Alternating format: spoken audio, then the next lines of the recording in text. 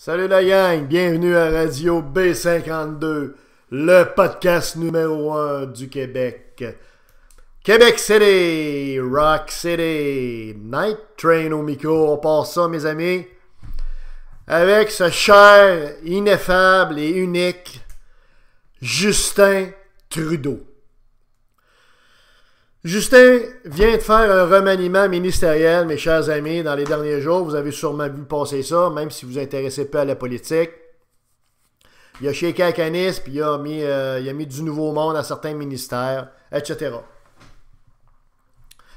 Le principal move qu'il a fait, c'est de montrer la porte à un ministre qui s'appelait Stéphane Dion, qui était ministre des Affaires étrangères. OK? Alors, non seulement il a montré la porte, mais il l'a fait d'une façon tellement diplomatique que finalement, l'autre a décidé de quitter la politique, Dion, puis ils ont offert une chaise, je pense, d'ambassadeur en Allemagne avec des dossiers bidons, finalement. Donc, bref, tu sais, quelque chose, dans le fond, une pré-retraite camouflée avec un poste honorifique. Bref, pour qu'il soit bien loin en plus d'Ottawa, on l'envoie en Allemagne. Fait que, tu sais, tout ça n'est pas très, très élégant, je vous dirais.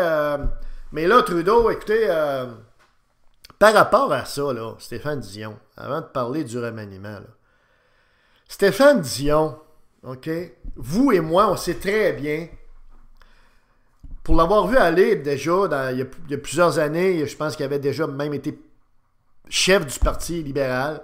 Il avait gagné une course finalement, un peu comme Sleeper, en passant par la porte d'en arrière, parce que les autres, c'était...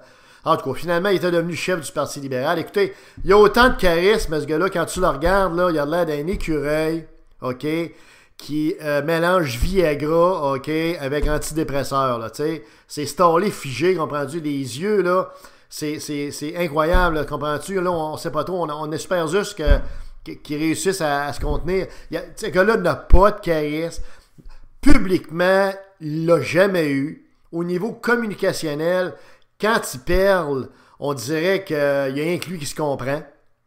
Même si ça a du bon sens ce qu'il dit, je veux dire, dans sa façon de le dire, il est tellement lointain du monde, de la crowd, du monde ordinaire comme moi, là, du peuple là, ordinaire.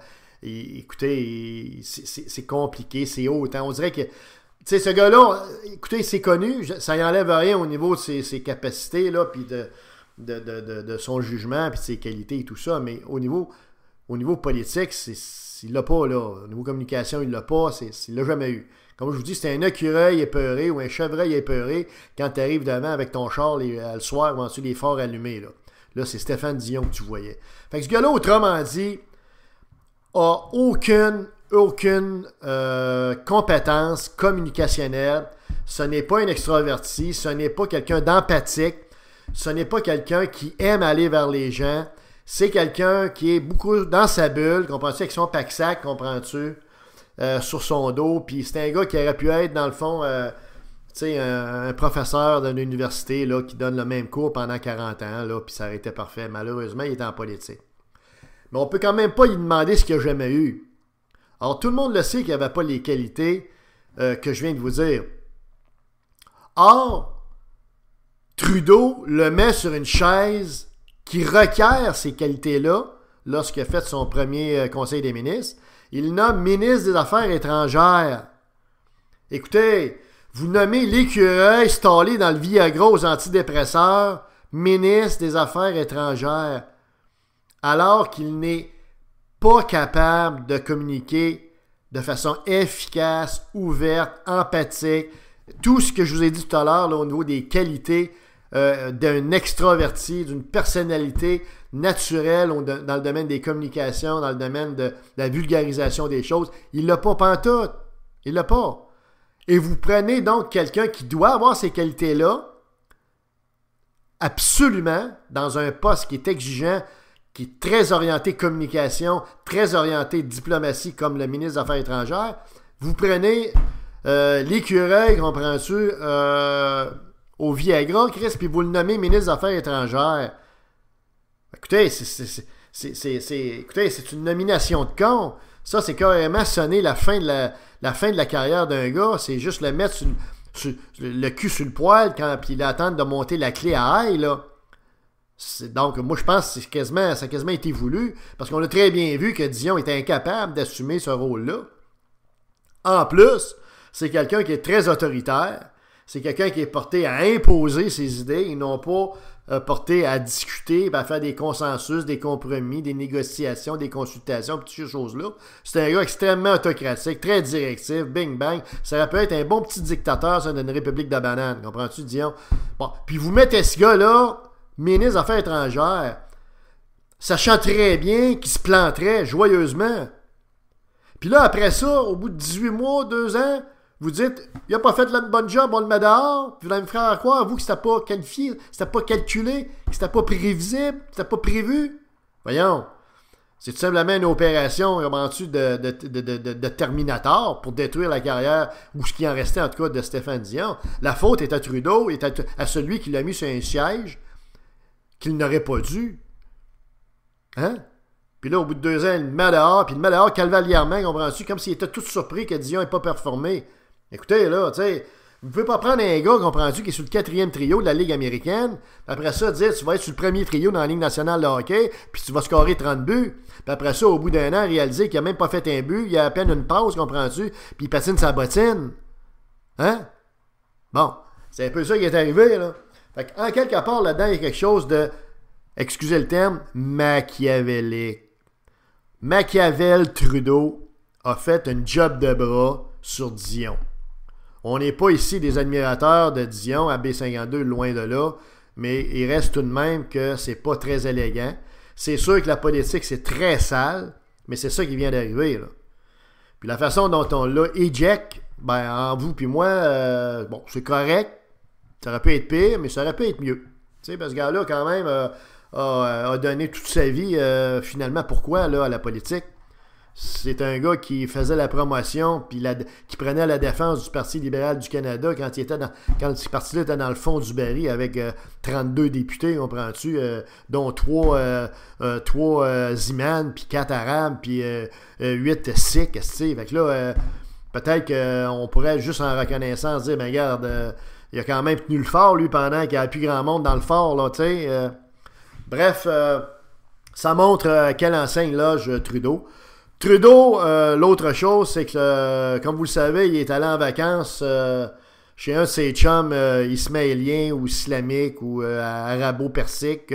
On vient qu'on ait tout mêlé dans ces hosties de patentes à gosse-là du Moyen-Orient ou de toutes les religions, là, vous savez, orientales ou je ne sais pas trop ce qu'on peut dire, arabo-persiques, là. Bon, bref, il est allé chez un gars comme ça, comprends-tu, qui est un espèce de preacher, comprends-tu, d'une religion. Je dirais pas d'une secte, j'en sais trop rien, mais possiblement d'une secte. En tout cas, il y a des adhérents, ce preacher-là, comme tous les preachers.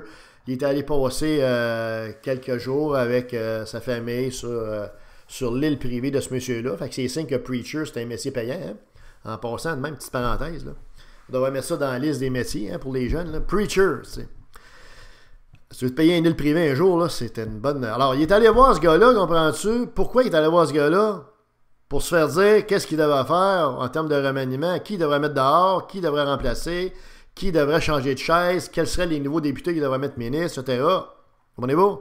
Puis il est revenu avec ça, comprends-tu, après s'être fait dit comme un petit bébé par son grand maître à penser, bon, ben, c'est voici le remaniement ministériel. Fait qu'en quelque part là-dedans, il y a quelque chose d'épeurant, là, tu sais, puis de pas normal, comprenez? C'est là, tu sais, Trudeau est un comment je dirais, c'est un ésotérique. Comprenez-vous? On est dirigé actuellement par le Richard Glenn de la politique. Comprenez-vous? Un ésotérique.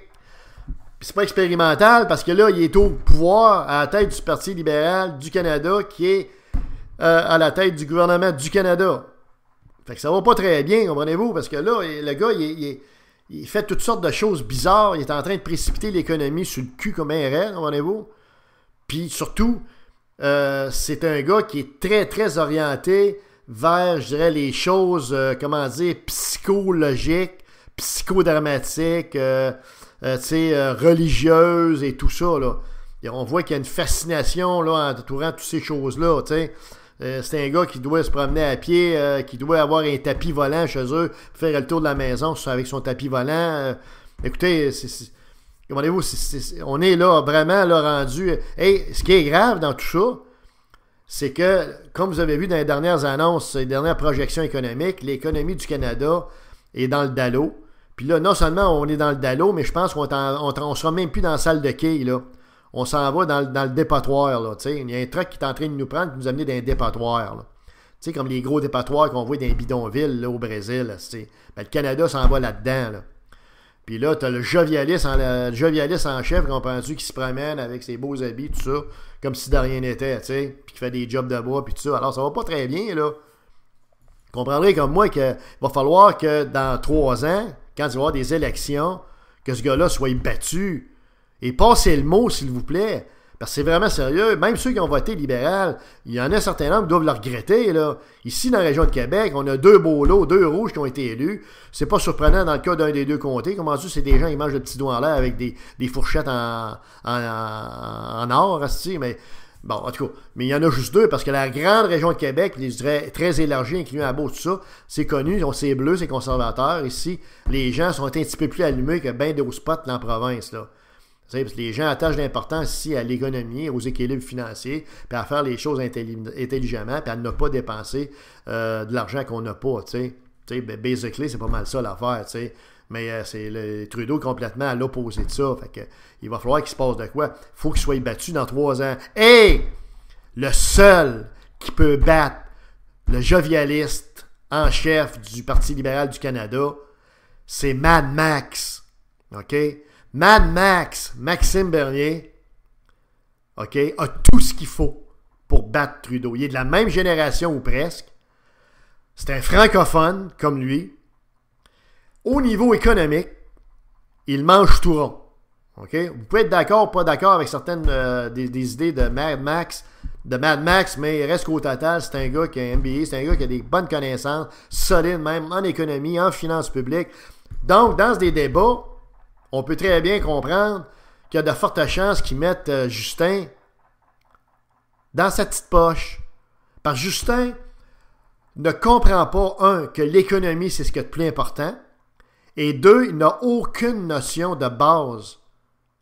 Aucune notion de base pour comprendre, avoir une compréhension minimale des grands enjeux, puis de ce qui se passe. C'est quoi le taux de chômage, le PNB, le PIB, tu sais, des choses de base un petit peu. Il est tout mêlé, il est perdu là-dedans, comprends-tu? C'est un ancien professeur de théâtre. OK? Puis troisièmement, il a nommé dans les ministères économiques des chummés, pas des gens compétents, des chummés, des chums avec qui il lève le petit doigt en l'air, prend ses petites coupes de vin. Fait que, autrement dit, ça va pas bien là, au niveau économique. Donc, Mad Max va le descendre en flamme dans 3 ans s'il est élu chef du Parti conservateur. Et Maxime Bernier a tous les outils qu'il faut pour être un bon dirigeant et surtout être capable de redresser la barque parce que Justin va l'avoir carrément mis dans le fond du lac, la barque. Là, il y a des trous d'eau partout dans le canot, puis on est en train de tout caler dans l'eau, là. Puis là, de l'eau, on commence à en avoir jusqu'au cou, là. Fait que tantôt, si on continue à descendre, on va faire des ballons, toute la gang. Comprends-tu, avec Justin. Justin, lui, il va se promener sur son canot, comprends-tu, sur son yacht, sur son speedboat, comprends-tu, puis il va s'en aller, je sais pas trop où, il va nous laisser Chris patauger dans l'eau, parce que lui, il est millionnaire, il est multimillionnaire. Alors, vous comprenez qu'il s'en calisse de tout ça. Fait que ce que je veux que vous reteniez, c'est que Trudeau, c'est un ésotérique, il n'a aucunement qualifié pour diriger un pays, il n'est même pas qualifié pour diriger, je dirais, une petite compagnie de 2 employés, comprends-tu, il a de la misère à se comprendre lui-même, je pense bien. Alors, c'est un gars qui est vraiment perdu. Lost, tu sais, hein, la série Lost, là, il aurait pu jouer là-dedans. Et surtout, retenez que Mad Max, Maxime Bernier, moi, je n'ai pas d'affinité avec Maxime Bernier ni personne, mais c'est certainement le candidat à élire pour battre Trudeau et être capable d'avoir un dirigeant au niveau du Canada qui va replacer les choses sur le sens du monde, puis qui va ramener l'économie vers des équilibres financiers, plutôt que des déficits de 20 milliards, de 30 milliards, puis projeté sur 10, 15, 30 ans jusqu'à 50 puis 100 milliards. Parce que là, on s'en va de déficit en déficit et Trudeau ne fait rien. Absolument rien. Il continue à dépenser. Comme si c'était bar open, OK?